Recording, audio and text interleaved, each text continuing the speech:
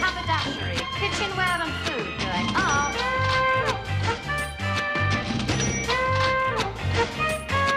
First floor, telephones, gents' ready-made suits, shirts, socks, ties, hats, underwear and shoes going up.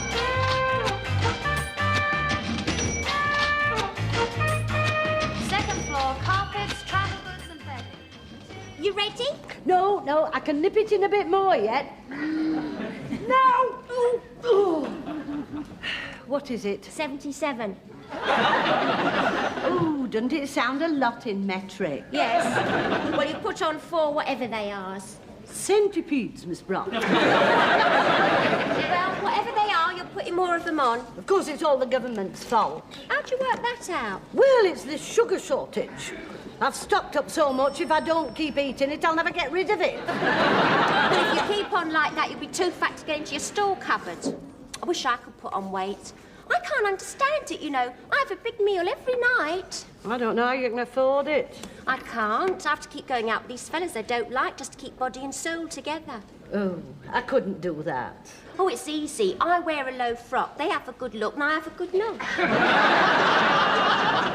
Yes, but nowadays they expect something afterwards, don't they? Yes, but they don't get it. Well, why do they keep asking you out, then? Well, it's rather like a fruit machine. Once they've made the investment, they keep hoping they're going to get the jackpot.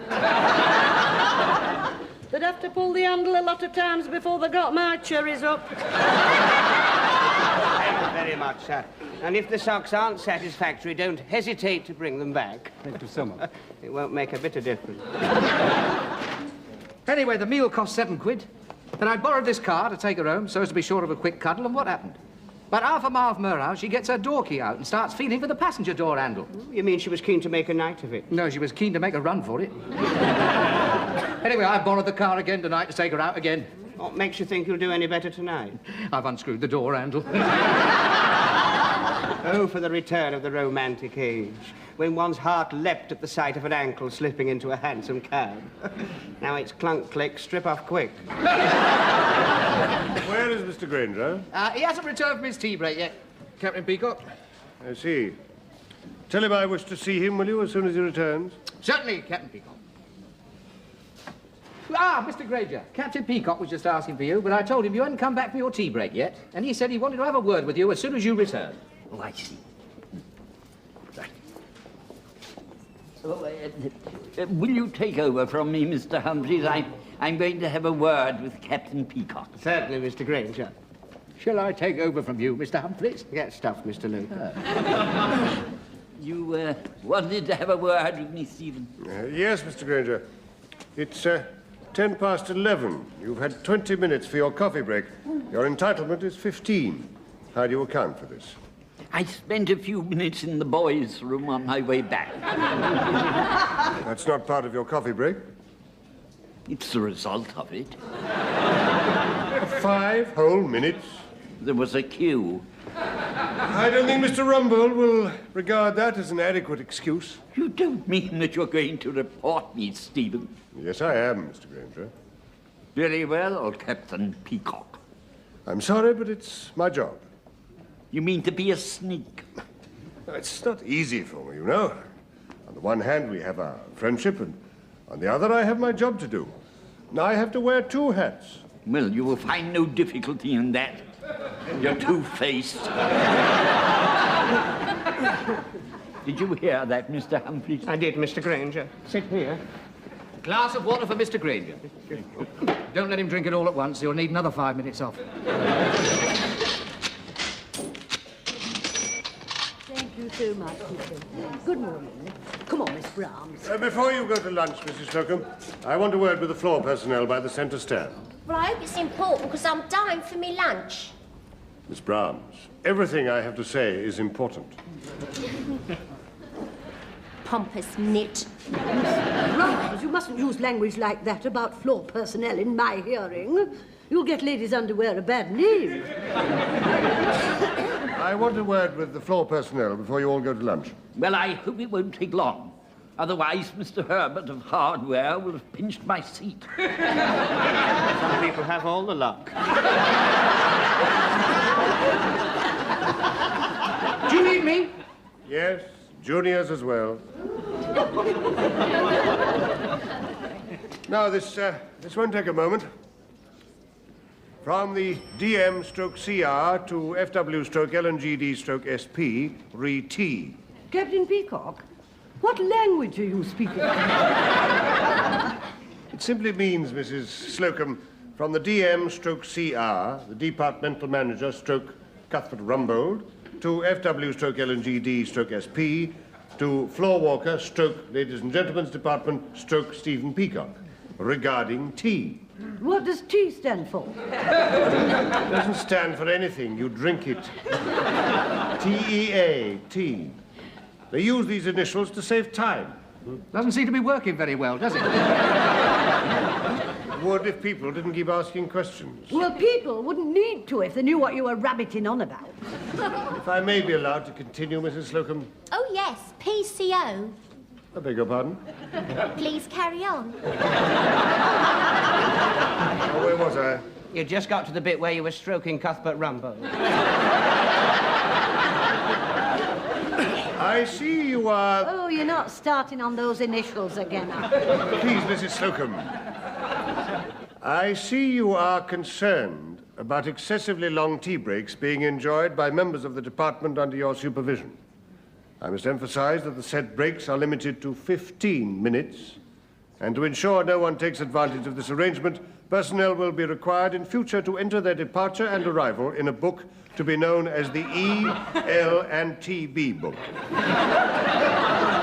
11th is lunch and tea break book. Visits to the toilet will also be recorded, to which end I have provided a separate book. To be known as the WC book. It's an outrage. Absolutely. Do you mean we have to clock on and clock off every time we want a cup of coffee? That is precisely the idea. And every time I want to powder my nose, I've got to stick it into a book first. That is correct. But what if it's an emergency and my biros run out? Get someone else to do it for you. It's not the same as doing it yourself. Get someone else to sign the book. It's an intolerable invasion of privacy. 1984, Big Brother is watching you. They won't be watching as well. I only have to add that this comes into effect immediately, so I hope you'll all be ready to sign the book back here, sharp at 2. Hey, hang on, just a minute. We've spent 5 minutes waiting, listening to you. Do we get another 5 minutes longer? The customers will be coming in. They will require to be attended to. What about our 5 minutes? Miss Brahms, if you add up all the odd minutes you have taken on top of your normal breaks, I think the 5 minutes are more than due to Grace Brothers. 6 minutes. I suggest that the whole matter should be discussed over lunch. Yes, let's have a disgusting lunch.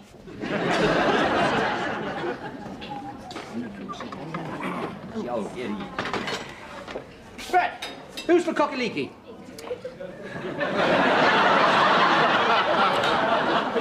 Dumplings? Holds to Newcastle? Who's the grapefruit cocktail? Mine? Where's the cherry? I ate it. You're supposed to be on a diet. I'll thank you to let me make my own sacrifices. One open sandwich. I did not ask for an open sandwich. No, I'm sorry, Mr. Grainger, but somebody nudged me in the queue and the top fell off. I'll go back and get it if you want it. I think it fell butter up. Don't bother. You're being brave, having a seafood salad. Oh, shellfish. That's supposed to make you virile. No, I don't think a couple of mussels and a shriveled-up prawn is going to do much for my performance tonight. Why? What are you doing? He's got a date with a lady escapologist.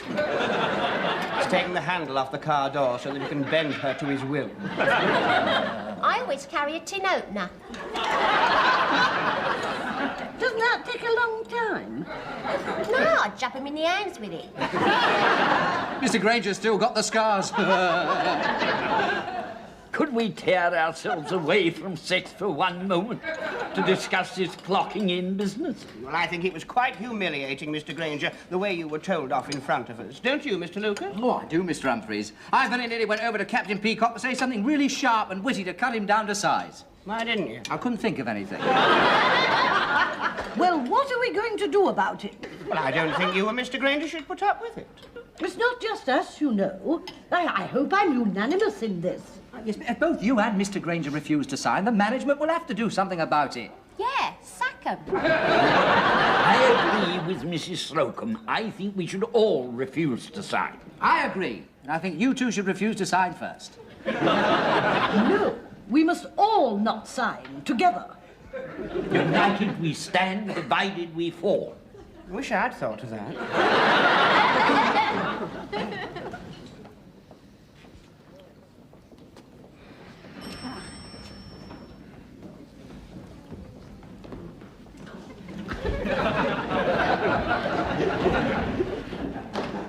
Mr. Grainger, Yes, Captain Peacock? will you come here a moment, please? We're all behind you. Off you go. Mr. Grainger, return from lunch, 1403. Would you sign, please? Sorry, Captain Peacock, but I must refuse to sign your book. I will ask you once more, Mr. Grainger. Mr. Grainger, return from lunch, 1404. Will you sign, please? Again, I shall refuse. I see. Mr. Grainger, refused, point blank to sign book.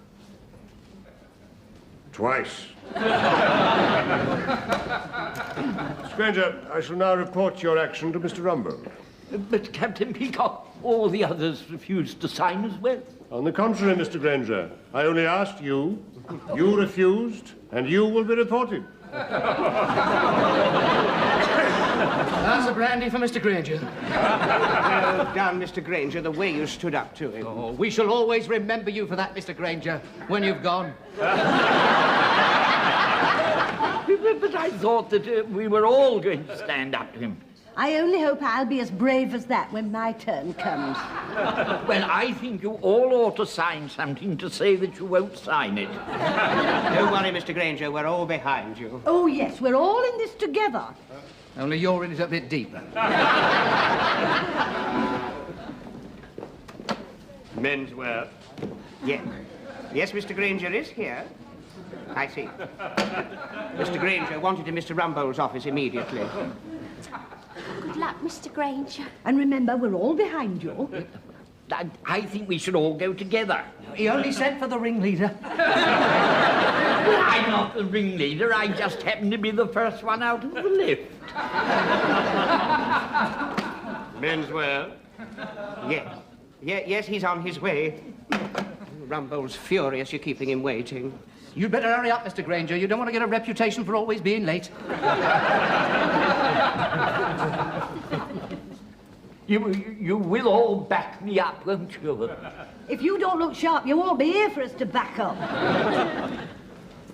You know, I think you went too far defying Captain Peacock like you did. Well, we did all agree not to sign together. Well, of course, we wouldn't have signed the first time he asked us as a protest, but we would have done the second time. I think he went too far. Mind you, I'm still behind him. Oh, yes, we're all behind him. Only not so close. Have your notepad ready, Miss Ainsworth. I shall expect a verbatim report of everything that is said at this meeting. Come in.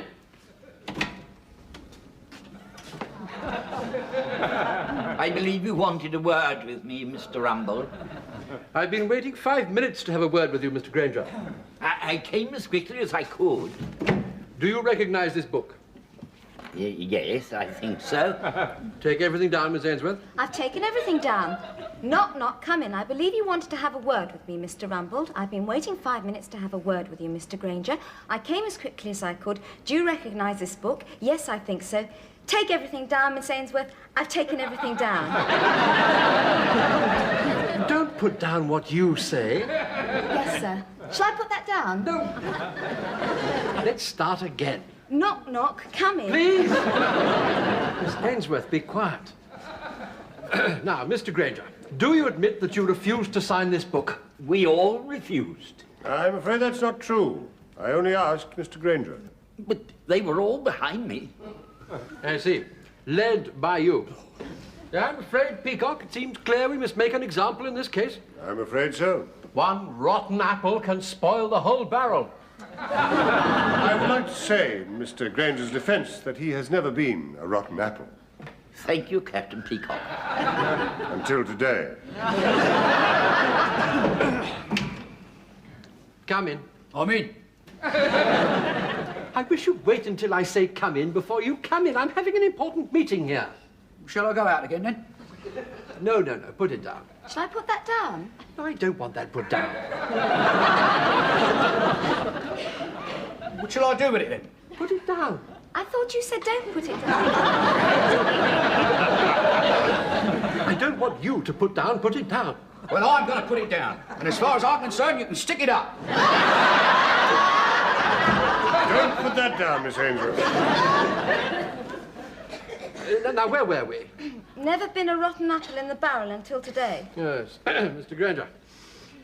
For the 4 minutes unauthorized absence, I am deducting 25 pence from your pay packet, plus a further 25 pence for refusing to sign this book. Could I sign now and save the 25 pence? No, I'm afraid not. Captain Peacock's remarks take up the place where you were supposed to sign. That is all, Mr. Grainger. The matter is closed. What about the others? That is all, Mr. Grainger. The matter is closed. Well, I think it's disgraceful, you having to pay 50p. I shouldn't stand for it. No, you should stand up for yourself and tell them where to get off. Yeah, we're behind you. I prefer to forget it. It's all been most unpleasant. Well, I think we all ought to chip in and pay Mr. Grainger's fine. I mean, after all, it's only 10p each. Ah, but he was fined 25p for being late and 25p for not signing. Now, we're only supporting him for not signing, so we should only pay half. Hold on. Now, there's a principle involved here, isn't there? Brother Grainger is being victimised because he stood up for his rightful rights. Now, it's only fair that we should stand up for him. This has nothing to do with you, Mr. Mash. Get back to your basement. It has everything to do with me, Brother Slocum.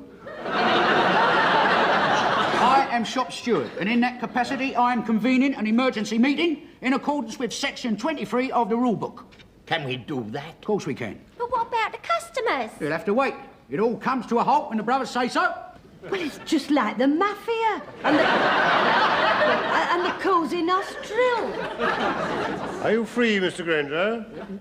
Coming, Captain Peacock. Don't move, brother. There'll be Captain Peacock once. He can't touch us once I've convened an emergency meeting. We are sacrosanct. Is that true? That is true, brother. Brother Humphreys. Oh, doesn't it bring you close when you have a union? I called you, Mr. Grainger. I've been convened. Get off the floor, Mash. Unless you want everybody out from here to Harrods, I would not use that tone of voice, Peacock. Now then, we are gathered here today, brothers, to consider the case of Brother E. Grainger. So you're behind this, Grainger? No, we're all behind it. Now, as I see it, we've got two things to decide. What we want and how we are going to get it. But I'm not sure what we want. Ah, well, you're lucky you got me here then, ain't you? Firstly, we want to remove the stigmata attached to Brother Grainger. Oh, it sounds like The Exorcist. And secondly, on the time element, we want to be free and unrestricted in the cloakroom. I'll second that. And thirdly, we want a reappraisal of the whole archaic coffee break system, bringing it into line with current industrial practice. What does that mean? What does that mean? That means, brother, that unless the management meet our demands, we take action. And if that don't work, we'll escalate. Hear him.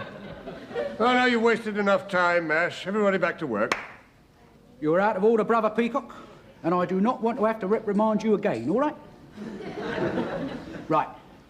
Now then, as I see it, the main point to hold out for is travelling time to and from the tea breaks, right? Your tea should start not when you leave here, not when you get in the lift, not when you stand in the queue at the counter, not even when you pay for it.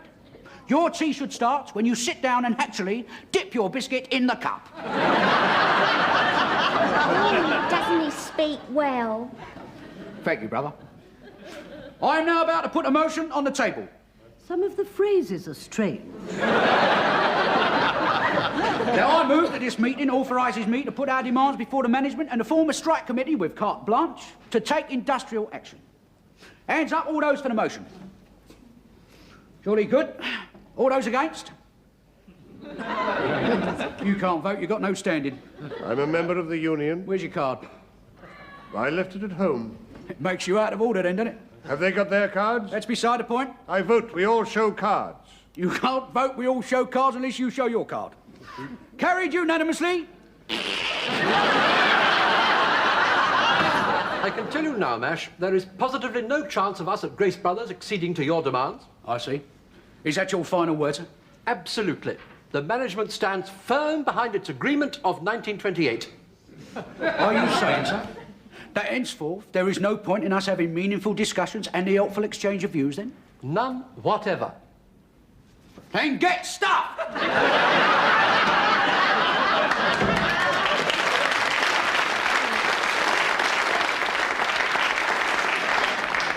Don't put that down, Miss Ainsworth. That's it then, brothers. As from this moment in time, it's go slow. But it's only 3 minutes before we go home. That's all right. Go slow right up to the bell. Well, that's not going to be easy without any customers. In my official capacity as shop steward, Peacock, I'm ordering you to go slow. Hold down, Mrs. Slocum.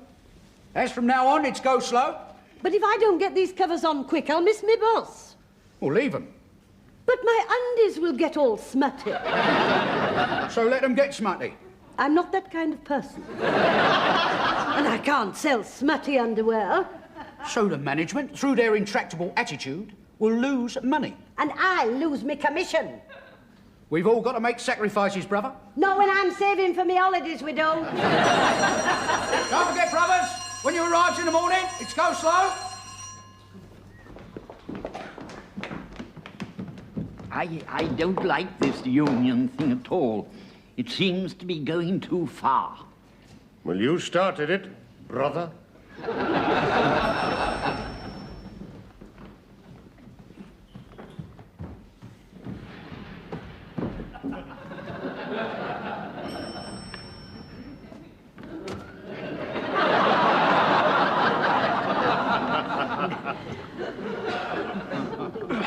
I didn't know anything about that anyway, did I?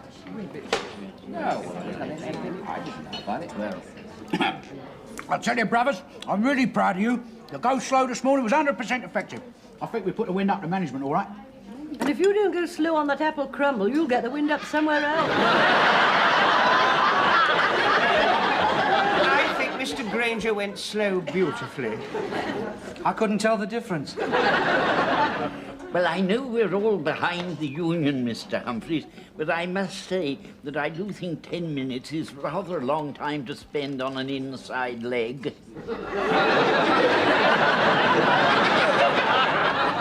Especially as the customer only came in for a pair of gloves. Well, my end has been disaster. Your end always was. Mr. Lucas, if we weren't supposed to be united in a common cause, I would bat your ear hole. I had this Russian lady athlete in this morning. I took so long fitting her for a bra, she left me her address in Vladivostok. I mean, let's face it, it hasn't been a success, has it? I don't think Peacock even noticed. In that case, we'll have to escalate. How? Well, one of the ways of bringing our grievances to the attention of the hierarchy is to bung up the loos with plaster of Paris. Wouldn't they rather be cutting off our noses to spate our faces? Well, then we can go lightning. What's that? You drop everything without warning. Oh, I don't like the sound of that. We seem to be getting so militant and extremist. Yes, I can almost smell reds under the beds. There are no reds under my bed, Mr. Grainger. No, mind. Mind you, I look every night. Yeah, I've got it. We'll hijack the lift and keep Rumbold inside with us until the management accede to our demands. Miss Brahms and I refuse to be cooped up in the lift for days with half a dozen men. Except as a last resort. It might be your last chance. I mean, our last chance, I'm sorry. brothers, there's only one thing for it. Bung up the loos, followed by a lightning sit-in. What, in the loos? No, on the floor. And if that don't work, it's a walkout and pickets. I have been here for over 30 years and I refuse to picket. We're only doing it for you. What? Yes, if you hadn't been so insufferably rude to Captain Peacock, we wouldn't be in this mess. Right. I think we ought to vote on it. No vote needed. You give me carte blanche by a democratic majority. Come on in. Let's get down to the shop floor and confront the management. I haven't finished my coffee yet. Well, come on, then. Oh, it really is too bad. It's 4 minutes past 2. So all the old values are disappearing, you know. Is this what we fought for at Dunkirk? Were you at Dunkirk? No, but I just wondered if this is what the people who were at Dunkirk fought for. We don't have anybody who fought at Dunkirk, do we? Never mind. Ah, here they are. As democratically elected spokesman, I have to tell you that unless the management meets our demands, we are all out. The management will not negotiate under intimidation. I'm not intimidating you, mate. If I was intimidating you, you'd get a bunch of fives right up your hooter. Don't let me lose my temper, Captain Peacock. No, please carry on, sir. I'm like a wild animal when I'm roused. Did you hear that? He threatened me. Good afternoon, everybody. I've got a copy of your memo, Rumbold, about the tea break. Yes, well, further to that, sir, the workers are claiming that their tea break shouldn't commence until they actually get the coffee in their hands. Yeah, and we'll get it and all. We're right behind Mr. Grainger in this, sir. It wasn't just me, sir. Yeah. We are not travelling up and down in your rotten old lift to your rotten old canteen in our own time, sir. That's quite right. The lifts are not up to it. My tea break begins when my tea is handed to me. And what's good enough for me is good enough for you. That's it, brothers. We've won. That's the power of the union. Well, I'm very glad I held out. Well done, Mr. Grainger. We were all behind you. So, in future, your tea will be handed to you. Goddard. So now, you won't have to leave the department at all. Carry on, everybody. You've all done very well.